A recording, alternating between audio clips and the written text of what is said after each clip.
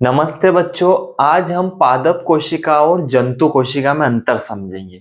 पादप कोशिका और जंतु कोशिका में यह अंतर है कि पादप कोशिका में कोशिका भित्ति पाई जाती है, जंतु कोशिका में कोशिका भित्ति नहीं पाई जाती है। और पादप कोशिका में क्या पाई जाती है?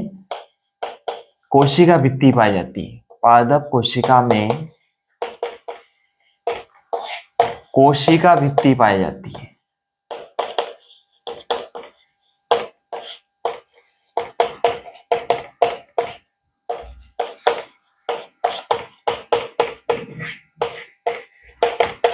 बल्कि जंतु कोशिका में कोशिका भित्ति नहीं पाई जाती है। जंतु कोशिका में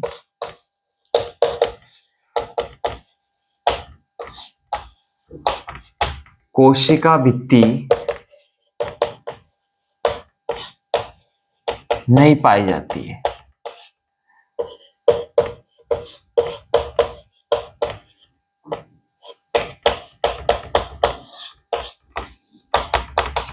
अब यहां बात करते हैं कोशिका भित्ति। पादप कोशिका के कोशिका झिल्ली के चारों ओर एक कोशिका भित्ति पाई जाती है। एक मोटी दड़ होती है जो सभी पेड़ पौधों की कोशिकाओं में पादप कोशिकाओं की एक कोशिका भित्ति पाई जाती है। जंतु कोशिका में कोशिका भित्ति नहीं पाई जाती है। अगला अगर इसका अंतर देखें तो पादप कोशिका में हरित लवक पाया जाता है। पादप कोशिका में हरित लवक पाया जाता है।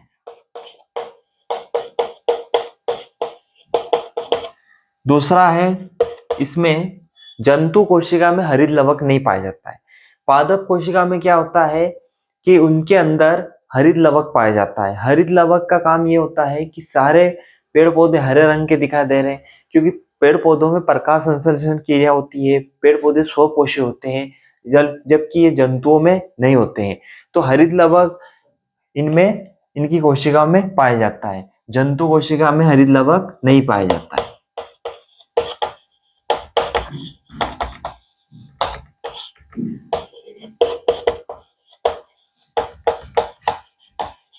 जंतु कोशिका में हरित लवक नहीं पाया जाता है।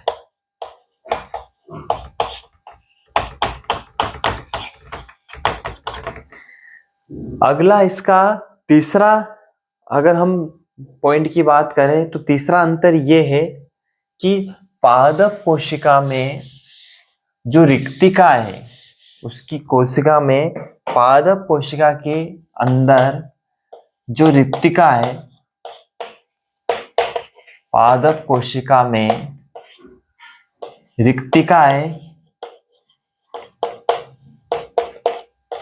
बड़ी और कम मात्रा में पाई जाती है।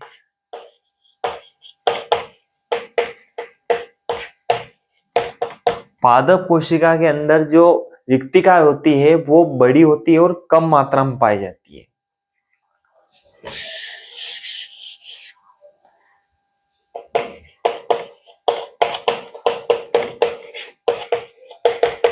जबकि ये जंतु कोशिका में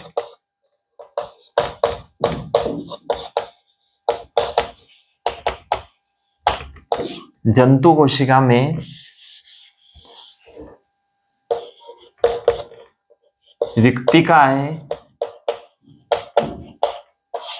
छोटी और अधिक मात्रा में पाई जाती है।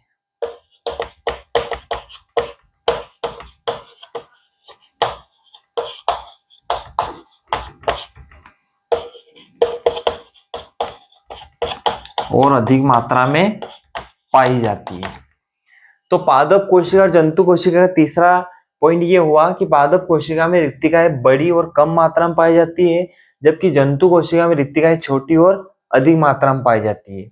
इसका चौथा पॉइंट देखते हैं हम। चौथा पॉइंट ये है कि पादप कोशिका में सेंट्रोसोम नहीं पाया जाता है, जबकि जंतु कोशिका में सेंट्रोसोम पाया जाता है। पादप कोशिका में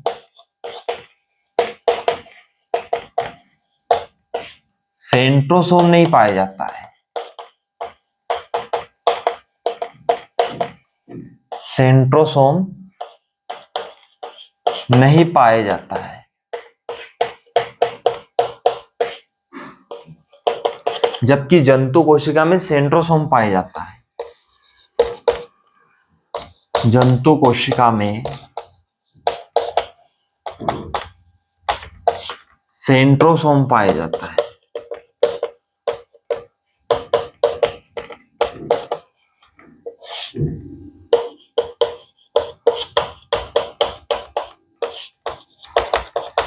इस प्रकार हमें चौथे अंतर को समझ सकते हैं। पादप कोशिका में सेंट्रोसोम नहीं होता है, जबकि जंतु कोशिकाओं में सेंट्रोसोम पाया जाता है। इसका पांचवा पॉइंट देखते हैं। तो पादप कोशिका में केंद्रक परिधि की ओर हो सकता है। पादप कोशिका में जो केंद्रक होता है, जो कोशिका के मध्य में पाया जाता है, तो पादप कोशिका में केंद्रक परिधि की ओर हो सकता है।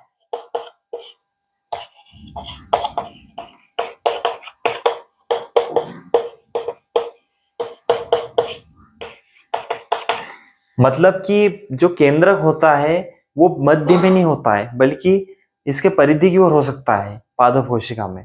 और जंतु कोशिका में क्या होता है, जंतु कोशिका में केंद्रक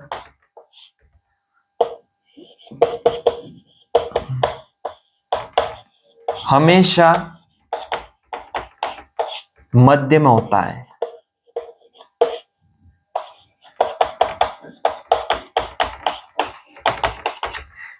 जंतु कोशिका में केंद्रक हमेशा कोशिका के मध्य में होता है। इस प्रकार हम पादप कोशिका और जंतु कोशिका में अंतर को समझ सकते हैं। पादप कोशिका में और जंतु कोशिका में यह अंतर है कि पादप कोशिका में कोशिका भित्ति पाई जाती है, जंतु कोशिका में कोशिका भित्ति नहीं पाई जाती है। पादप कोशिका में हरित लवक पाया जाता है, जंतु कोशिका में हरित लवक नहीं पाया जाता है।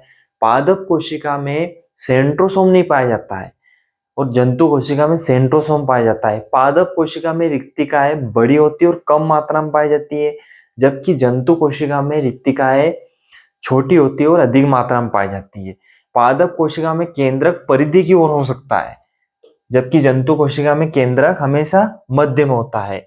अब यहाँ परिधि के मतलब ये है कि इसको परिधि के मतलब ये समझना है कि जैसे कि ये कोशिका है, तो पादप कोशिका में केंद्रक इसके परिधि की ओर इधर हो सकता है, यानी ये परिधि है इसके कोशिका झिल्ली, ये कोशिका भित्ति की तरफ हो सकता है। जबकि जंतु कोशिका में हमेशा क्या होता है, जो केंद्रक होता है हमेशा मध्य में होता है। इस प्रकार हम पादप कोशिका जंतु कोशिका अंतर को समझ सकते हैं। थैंक यू बच्चों।